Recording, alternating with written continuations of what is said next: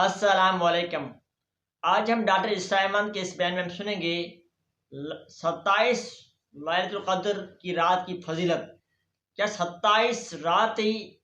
شب قدر کی رات ہے؟ اس حوالے سے بہترین بیان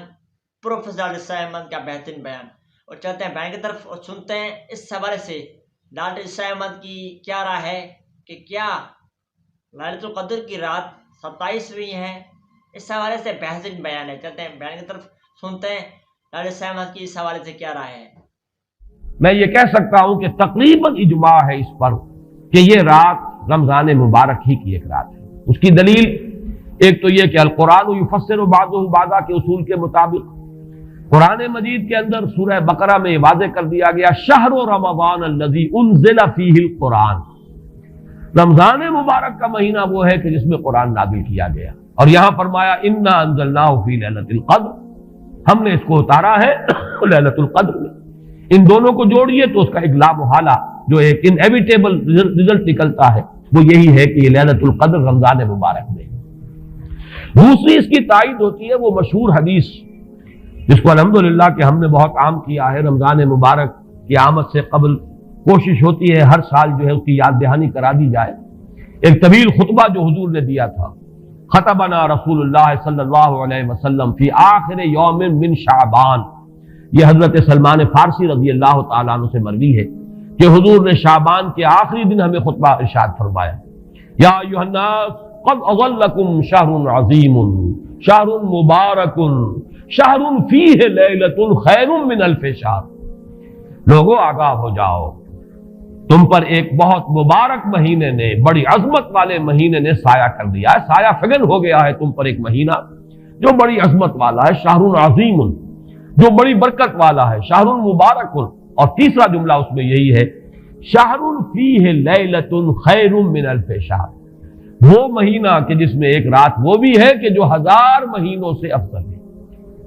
ان دونوں چیزوں کے حوالے سے تقریباً دلائل بھی موجود ہیں، اور ویسے یہ کہ جیسا کہ میں عرض کر چکا ہوں اجماع ہے کہ یہ رمضان مبارک ہی کی ایک شب ہے۔ لیکن رمضان مبارک کی کون سی شب ہے؟ اس پر بعض مفسرین نے تو لکھا ہے کہ 40 قول ہیں۔ چنانچہ صاحب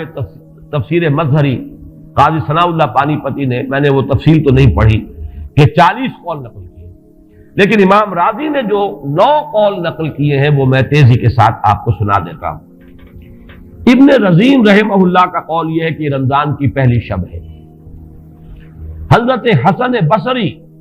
رحمت اللہ علیہ، یہ ہے تابعین میں سے، اس لیے میں رضی اللہ عنہ نہیں کہہ رہا، رحمت اللہ علیہ، حضرت حسن بصری رحمت اللہ علیہ کی رائے ہے کہ یہ 17ویں شب ہے، یعنی وہ شب کہ پھر جس کے اگلے دن جو ہے وہ غزوہ بدر ہوا ہے، یوم الفرقان۔ حضرت انس رضی اللہ تعالیٰ عنہ مرفوعاً روایت کرتے ہیں کہ یہ 19ویں شب ہے۔ محمد بن اسحاق جو بہت بڑے سیرت نگار ہیں حضور کے، ان کا قول ہے کہ یہ 21ویں شب ہے۔ حضرت عبداللہ ابن عباس رضی اللہ تعالیٰ عنہما سے قول جو ہے مروی ہے کہ یہ 23ویں شب ہے۔ حضرت عبداللہ ابن مسعود رضی اللہ تعالیٰ عنہ سے مروی ہے کہ یہ 24ویں شب ہے، اور اس کو میں ذرا اہمیت دیتا ہوں اس لیے کہ 24ویں شب جو ہے سورہ علق کی ابتدائی آیات کے نزول کے ضمن میں کچھ حساب کتاب کے جوڑنے سے 24ویں اور 25ویں شب کا بھی معاملہ جڑتا ہے، جو کہ میں نے آپ کو سورہ علق کے درس کے دوران بتایا تھا۔ اس کے بعد حضرت ابو ذر غفاری رضی اللہ تعالیٰ عنہ کا قول ہے کہ یہ 25ویں شب ہے۔ اس کے بعد حضرت ابی ابن کعب رضی اللہ تعالیٰ عنہ کا قول ہے، یہ وہ ہے جن کو کہ حضور نے خود فرمایا کہ اقرأہم ابی ابن کعب، قرآن مجید کے سب سے بڑے قاری حضرت ابی ابن کعب ہیں رضی اللہ تعالیٰ عنہ، اور ان کے بھی سینے پر آپ نے تھپکی دی تھی کہ ایک سوال کیا آپ نے کہ سب سے عظیم سورت کون سی ہے، اور جب انہوں نے صحیح جواب دے دیا سورہ فاتحہ، تو پھر یہ کہ اس پر حضور نے تھپکی دی کہ تمہیں اللہ تعالیٰ نے بہت صحیح مناسبت عطا کی ہے علم کے ساتھ۔ ان کی اور صحابہ میں سے بہت سے لوگوں کی رائے، یہاں تک کہ یہ کہا جا سکتا ہے کہ بقیہ اقوال جو ہے وہ شاذ کے درجے میں ہے، اور یہ گویا کہ اگر اجماع نہ کہا جائے تو بہت حد تک اتفاق کے درجے میں ہے کہ یہ 27ویں شب ہے۔ اور اس 27ویں شب کے ضمن میں حضرت عبداللہ ابن عباس سے ایک روایت میں پہلے آپ کو بتا چکا ہوں کہ 23ویں شب، لیکن 27ویں شب کے ضمن میں جو مختلف روایات حضرت عبداللہ ابن عباس رضی اللہ تعالی عنہما سے مروی ہیں، ان میں بھی کچھ لطیف نکات ہیں، وہ میں بعد میں بیان کروں گا۔ اس کے بعد ایک شاذ قول اور بھی ہے کہ یہ 29ویں شب ہے۔ تو یہ گویا کہ 9 ہے اقوال، جن میں سے بعض جلیل القدر صحابہ کے ہیں، عبداللہ ابن مسعود، ابو ذر غفاری، ابن عباس، ابی ابن کعب، لیکن یہ ہے کہ سب سے زیادہ جو اتفاق اگر اجماع نہ کہا جائے تو 27ویں شب پر ہے۔ اس 27ویں شب کے بارے میں حضرت عبداللہ ابن عباس نے 3 نکتے بیان کیے۔ ایک نکتہ تو یہ ہے کہ یہ پوری سورہ مبارکہ جو ہے سورۃ القدر، اس میں 30 الفاظ ہیں، اور ان 30 الفاظ میں سے 27واں لفظ ہے ہیا حتی مطلع الفجر، یہ 27واں ہے۔ اس کے اعتبار سے گویا کہ انہوں نے ایک ربط قائم کیا ہے کہ یہ 27ویں شب ہے۔ ایک بات انہوں نے یہ کہی ہے کہ اللہ تعالیٰ کو وطر محبوب ہے،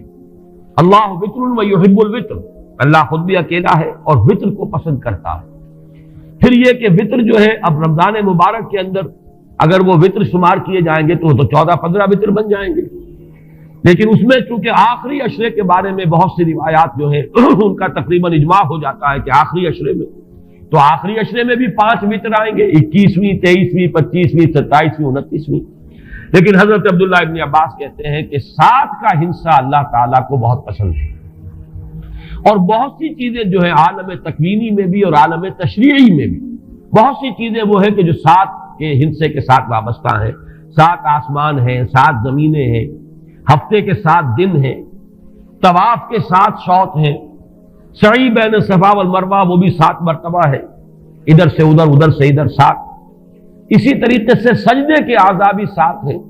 تو اس سے انہوں نے پہلے وطر اور وطر کے بعد 7 کا ہنسہ، رمضان کے آخری عشرے کی وطر راتیں اور ان میں 7ویں رات یعنی 27ویں شب،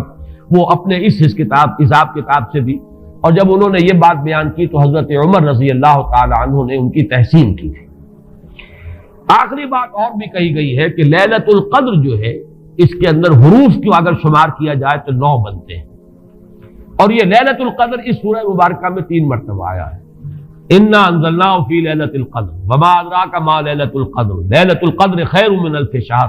اس اعتبار سے بھی 3 کو ضرب دی جائے 9 سے تو وہ بھی 27 کا عدد بنتا ہے۔ بہرحال یہ میں نے جیسا کہ عرض کیا تھا کہ ان کا کوئی تعلق نہ صرف سے ہے، نہ نحو سے ہے، نہ روایات سے، لیکن بہرحال حضرت عبداللہ ابن عباس کا ایک ذوق ہے،